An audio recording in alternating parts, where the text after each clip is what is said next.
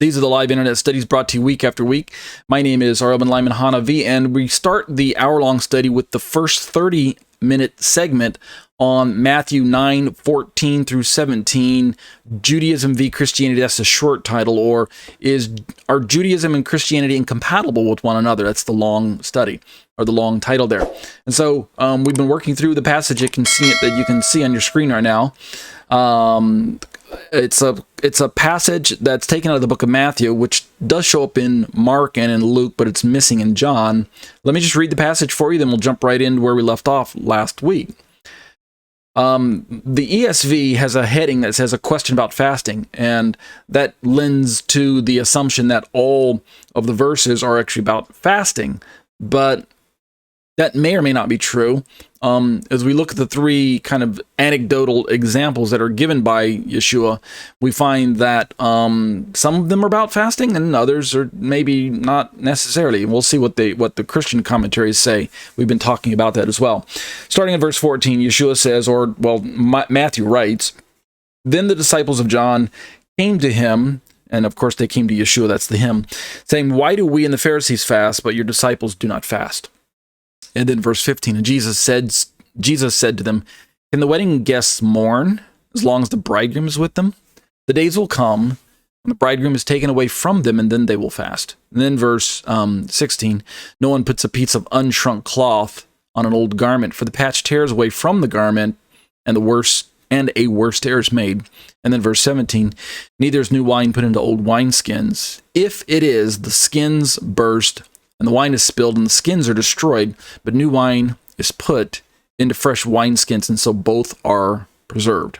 That's the parable. Or it's not called a parable here in Matthew. It is called a parable in Luke or Mark, one of the other two. I can't remember which one.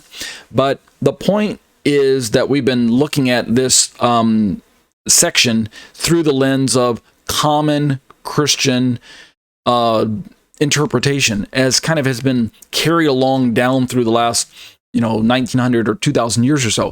And what we have ascertained is that essentially, or what we've learned, is that the essential default interpretation, or most popular interpretation in Christian circles today, when you ask them, what's Yeshua trying to get at when he's talking about an old garment and a new patch, and a new wine and old wineskins, and then the part about the wedding guests and the mourning and things like that, that isn't as strongly pushed into the view that I'm about to describe here. But the other two pieces, right? There's three elements. The other two elements, the last two, the B and the C of A, B, and C, those are really, really used to emphasize this central point. And the point is, that's emphasized, if you read Christian commentaries or listen to your average pastor, go online, do a Google search for this particular sermon or this particular scriptural reference passage, do a Google search, and you can read up on it, or you can watch YouTube videos and things like that. The general gist, this is what I came to, and I did the study a few years back, and I'm now revisiting it for this YouTube video series. The general gist is this: God is working a new thing through his son Yeshua. God is working a new thing. Those of you who are old fans, by the way, of DC Talk, right? You guys remember that old Christian rap group, DC Talk? One of their first CDs that came out was called New Thang, Thang, New Thang, right? And I think one of the very first songs was New Thang. God is doing a new thing, right? And sorry, I just reminded that since DC Talk were my roommates in college at Liberty University.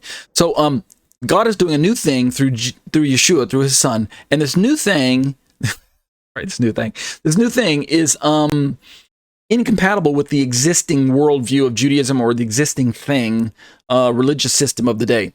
And this new thing is described by most Christian commentaries as the new covenant, or the new people of God, or the new laws of God. So we have this kind of dichotomy that's set up, a comparison between two groups, us and them.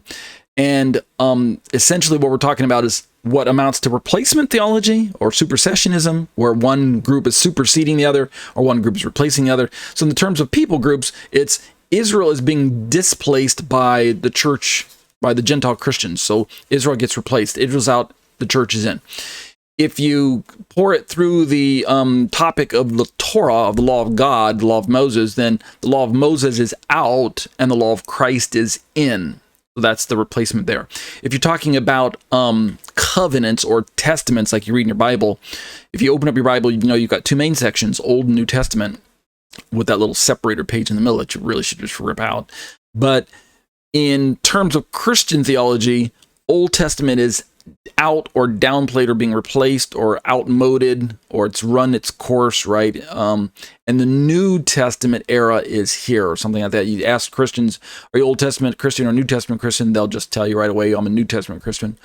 In terms of covenant, we think of Old Covenant is out and New Covenant is in. So we could use any number of descriptors, nouns, and things like that to describe this phenomenon, but it all amounts to about the same thing. Old is out, the new is in.